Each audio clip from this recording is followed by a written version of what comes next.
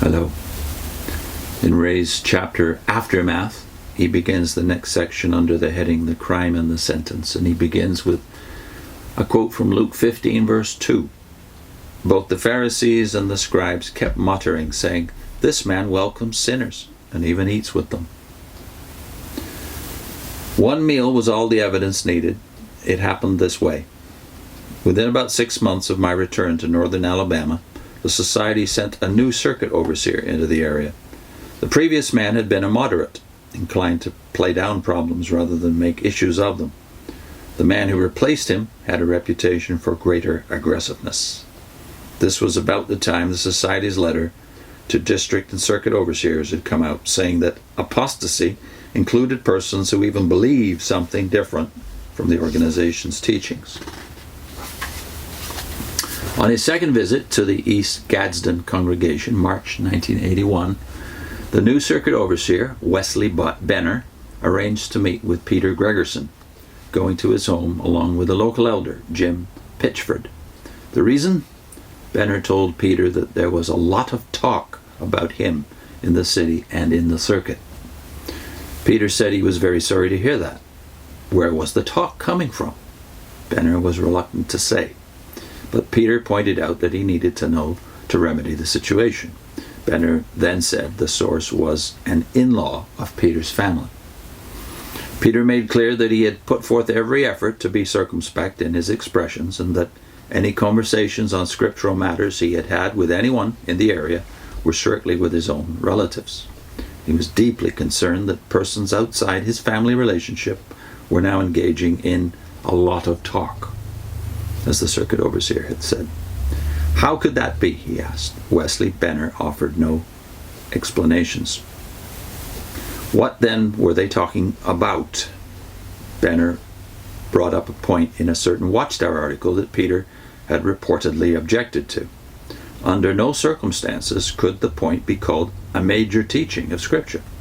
It actually involved a technicality, and this is the matter of the definition of naos, which is the word for temple in the New Testament. And this was a controversy about this dispute that had broken out, that was now being taken up in the Watchtower, as to whether the great crowd in heaven were in God's temple or not.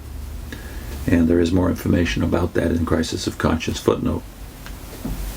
Nonetheless, since Peter had not agreed with the organization, it became important. In other words, a minor teaching now becomes major because it demonstrates your critical attitude of the organization. After long discussion, the circuit overseer was finally obliged to acknowledge that the point might indeed be in error. In actual fact, it was subsequently dropped from the Watchtower magazine in all foreign language translations, although readers in English were never informed. In other words, the Watchtower had erred in its interpretation and now was forced to backtrack. Peter said afterward, "I was determined not to let a confrontation situation develop, and I did everything I could to keep the conversation calm and reasonable." When the circuit overseer and the local elder left, Peter felt the matter had ended on a friendly basis and was glad that was the case. It was not. The following week, the circuit overseer sent word that he wanted a second meeting to pursue the matter further.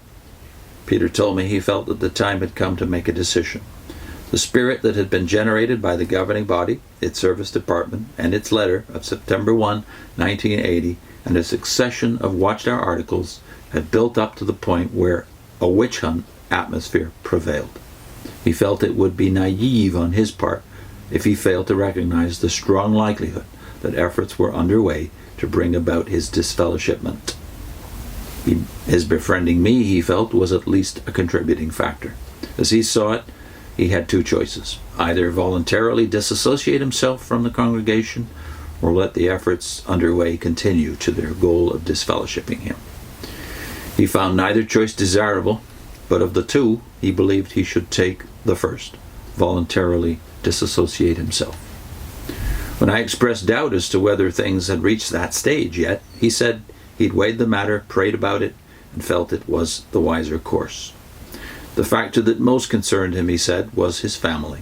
Of his 7 children, 3 were married, some had children, and he had 3 brothers and 2 sisters living in the area and many nephews and nieces. All of them were Jehovah's Witnesses. If he allowed the organization's representatives to push matters to the point of disfellowshipping, it would make for a very difficult situation for all these family members. It would put them in a serious dilemma as to whether to associate with him as their father or grandfather or brother or uncle, or instead to be obedient to the organization and shun him. Additionally, there were about 35 witnesses in the employ of his grocery company. Voluntary disassociation seemed better, since, as he understood it, it simply meant that he was no longer a member of the congregation. But it did not call for the rigid cutting off of relations that organizational policy required in the case of disfellowshipping. Peter submitted his letter of resignation March 18, 1981. It was read to the congregation. Although normal comment followed, inasmuch as Peter had been a witness from childhood and had taken the lead for many years in local congregational activity, the letter seemed to clear the air, since it calmly presented his reasons and expressed no animosity. With rare exception, Jehovah's Witnesses in Gadsden, on meeting up with Peter, treated him in a manner that was at least cordial. I think they would have kept on doing so had they been governed by their own sense of right and wrong. It seemed that a crisis situation had been averted. So what do we think will be the Watchtower's next move in the next segment?